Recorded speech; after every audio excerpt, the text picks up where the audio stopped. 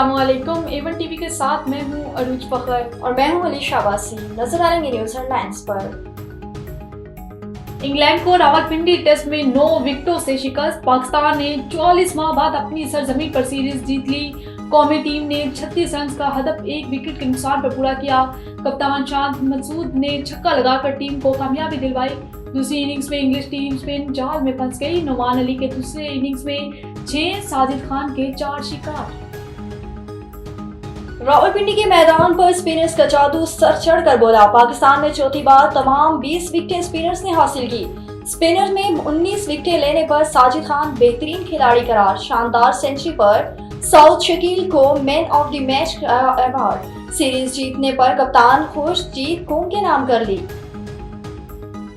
Cricket team ने शानदार खेल पेश किया, कौम का सर फख्र से बुलंद किया। कामयाबियों का सिलसिला जारी रहेगा। सदर मुमलिकत आसिफ अली जरदारी और वज़ीर आज़म शहबाज शरीफ की कौम को मुबारकबाद।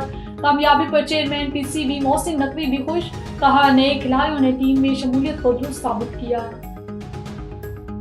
Justice Yahya Afridi chief justice of Pakistan बन गए। सदर मुमलिकत आसिफ अली जरदारी ने चीफ जस्टिस की ओहदे का हलफ उठा लिया।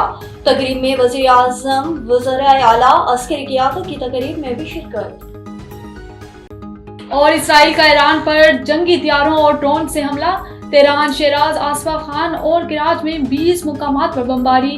पासदाराने इनकलाब के हेडक्वार्टर समेत कई मुकामात निशाना बने। इसराइल की दमिश्क और इराकी शहर करकोक में भी बमबारी।